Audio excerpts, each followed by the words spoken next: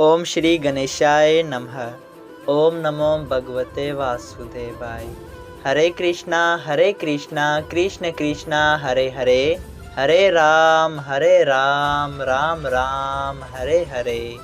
तव्हां सभिनी हरि भक्तन खे नमस्ते। प्यारा भक्तों, ही कथा पाण गुरु कृपा सां हासिल करे रहिया आहियूं। श्री गणपति सरस्वती जो दरे ध्यान करियां थो मां भागवत महापुराण जो बयान, जंहिंमें व्यासदेव ऐं सुखदेव जी कयो आहे श्री कृष्ण लीला जो गुणगान। सभई चयो जय भागवतम महापुराण। प्यारा भक्तों, कल कथा में पाण श्रीमद् भागवत महापुराण साहिब जे 3 स्कंद जे 11 अध्याय में ॾिठो हो त श्री ब्रह्मा जी सनक, सनंदन, सनातन ऐं संत कुमार 4 भाइरनि खे पैदा करे हुकुम था ॾियनि त तव्हां सभु वञो ऐं वञी हिन सृष्टि खे वधायो। लेकिन उहे वीचार कनि था त असांखे सृष्टि वधाइण सां कहिड़ो लाभ थींदो। असां त मोह माया में फसी उन दुनिया जी माया में मुंदा पिया हूंदासीं। त हुननि ब्रह्मा जी खां वर घुरियो त असां सृष्टि पैदा न कंदासीं, असांखे उन लाइ ज़ोर न कयो वञे ऐं गॾोगॾु असांजी उमिरि हमेशह 5 वरनि जे बालकनि जेतिरी रहे ऐं असां हरि भॼन कंदासीं। उन ते ब्रह्मा जी उन्हनि खे इहो वरदान त ॾेई छॾियो, लेकिन क्रोध कयो ऐं उन जे करण सां हिकिड़ो रुद्र पैदा थियो, हिकिड़ो बालक पैदा थियो जेको रोई रहियो हो। त ब्रह्मा जी उन खां पुछियो त तूं छो थो रोईं? त उन बालक चयो त मुंहिंजो नालो रखो ऐं मूंखे बि को कमु ॾसियो। त ब्रह्मा जी चयो त बाबा तो ॼापंदे ई रुनी ॾिनो आहे त तुंहिंजो नालो थियो रुद्र ऐं मां तोखे कमु थो ॾियां त वञी सृष्टि खे वधाए। ऐं ब्रह्मा जी चयो त तोखे ही दुनिया शिव शंकर, भोलानाथ ऐं ॿियनि घणनि ई नालनि सां सुञाणंदी। तॾहिं शिव शंकर वञी पंहिंजी सृष्टि पैदा करणु शुरू कई, जंहिंमें सभु माण्हू शिव शंकर जे सुभाउ जहिड़ा हुआ, मतिलबु त तामसी सुभाउ वारा हुआ, जिन जे सुभाउ में काम, क्रोध, लोभ, मोह ऐं इंकार वग़ैरह सभु विकार भरियल हुआ।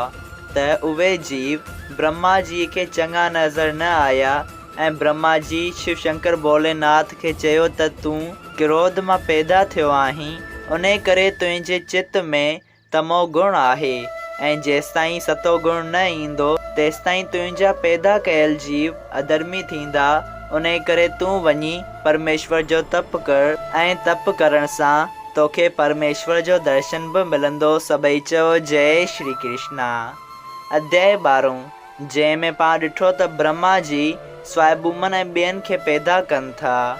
ब्रह्मा जी जॾहिं ॾिठो त अकेलो सृष्टि पैदा करण में जाम विलंब पियो थिए, देरि पई थिए, त उन्हनि सोचियो त हाणे को अहिड़ो माण्हू पैदा कयो वञे जेको सृष्टि खे वधाइण में मुंहिंजी सहायता मदद करे।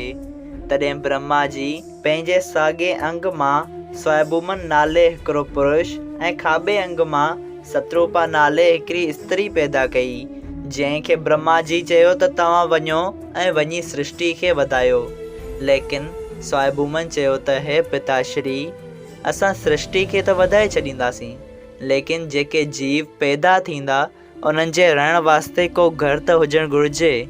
अञा ताईं जेके बि जीव अवां पैदा कया आहिनि उहे सभु त अवां जे इन कमल जे फुल जे मथां वेठा आहिनि। ब्रह्मा जी स्वायंभूमन जी ॻाल्हि ॿुधी चयो त तव्हां पहिरीं वञी नारायण जी जो तप करियो ऐं पोइ आदमी पैदा कजो ऐं उन्हनि जे रहण लाइ आऊं जॻहि जी तजवीज़ करियां थो। सभई चयो जय श्री कृष्णा। अध्याय 12 में पाण इहो बि ॾिठो हो त ब्रह्मा जी जे वचन मां हिकिड़ी तमामु सुंदर ऐं सुशील स्त्री पैदा थिए थी, जंहिंखे माता सरस्वती चयो वेंदो आहे। एतिरी सुंदर ऐं ख़ूबसूरत स्त्री खे ॾिसी ब्रह्मा जी पाण उन ते मोहित थी पिया ऐं उन्हनि सां भोग विलास करण जी इच्छा मन में पैदा थी। लेकिन नारद मुनि, अंगरा ऐं ब्रह्मा जी जे ॿियनि पुटनि ही अधर्म ॾिसी ब्रह्मा जी खे सम्झायो त हे पिताश्री, ही तव्हांजी धीउ आहे ऐं तव्हां पंहिंजी धीअ सां भोग विलास नथा करे सघो। तॾहिं ब्रह्मा जी उन्हनि जे सम्झाइण ते ॾाढो शर्मिंदो थियो ऐं उन ई वक़्तु पंहिंजो उहो शरीर त्यागे ॿियो बदन धारण कयो। सभई चयो जय श्री कृष्णा। प्यारा भक्तों, अॼु पाण श्रीमद भागवत महापुराण साहिब जे 3 स्कंद जो 13 अध्याय शुरू करे रहिया आहियूं, जंहिंजो नालो आहे ब्रह्मा जीअ जो नारायण जीअ खे वेनती करणु त पृथ्वी तयारु करे।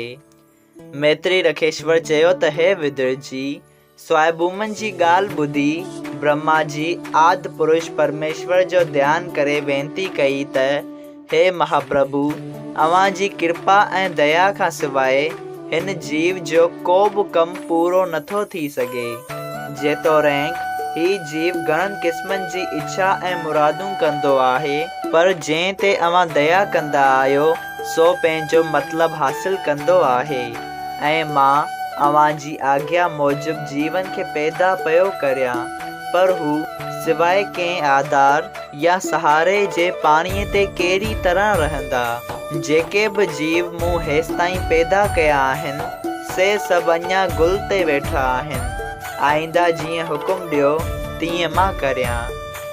श्री नारायण जी ब्रह्मा जी ही ॻाल्हि ॿुधी उनखे ध्यान में दर्शन ॾेई चयो त तूं उन ॻाल्हि जी सोच न कर, मां हाणे ही अवतार धारे सभिनी जीवन जे रहण लाइ पृथ्वी आणियां थो। ईअं चई पार ब्रह्म परमेश्वर अंतर्ध्यान थी वियो। उन वीचार कयो त पृथ्वीअ खे हरणकश दैत खणी पाताल में वियो आहे, उतां आणणु घुरिजे।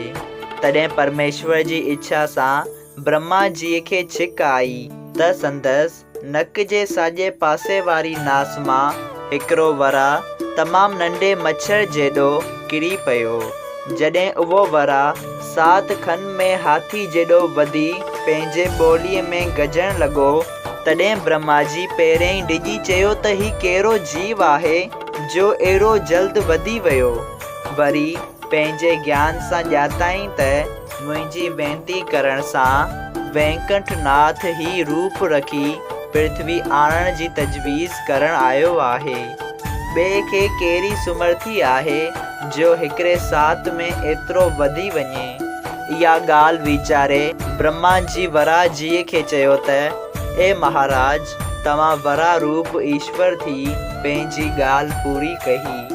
ही ॻाल्हि ब्रह्मा जी ॿुधी वरा जी उन गुल खां हेठि पाणीअ में टुपी पियो ऐं पाताल में वञी जॾहिं हरणाकश दैत खे उते न ॾिठो, तॾहिं पृथ्वीअ खे जेका 52 करोड़ योजन डिघी ऐं कशादी हुई।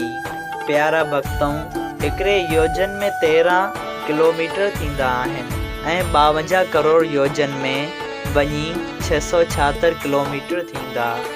त हिते ॿुधाइनि था त वरा जी पृथ्वीअ खे पंहिंजे ॾंदनि ते अहिड़ी तरह खयो जहिड़ी तरह हाथी पंहिंजे ॾंदनि सां कंवल जो गुल खणी वठे।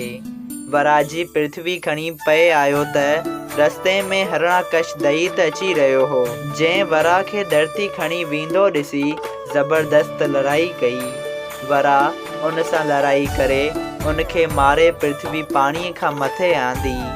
ब्रह्मा जी पृथ्वीअ खे ॾिसंदे ई ॾाढो ख़ुशि थी पार ब्रह्म परमेश्वर खे चयो त जहिड़ी तरह अव्हां कृपा करे पृथ्वी आंदी आहे, तहिड़ी तरह दया करे पृथ्वीअ खे पाणीअ ते बीहारे मज़बूत करे ॾियो, जंहिं ते सभु जीव ख़ुशीअ सां रही मथसि यज्ञ ऐं होम वग़ैरह कनि। जॾहिं वरा जी पृथ्वीअ खे पाणीअ ते रखियो ऐं उहा मिटी ॻरण लॻी, तॾहिं परमेश्वर पंहिंजी शक्तिअ सां उनखे पाणीअ ते स्थिर कयो, जंहिं ते स्वायंभूमन, सतरूपा, नारद मुनि, विशिष्ट ऐं ॿिया जेके जीव ब्रह्मा जी पैदा कया हुआ से सभु श्री नारायण जीअ जी स्तुति करे परमेश्वर जो सुमरण ऐं यज्ञ ऐं होम करण लॻा ऐं भॻवान जी लीला ॻाइण लॻा।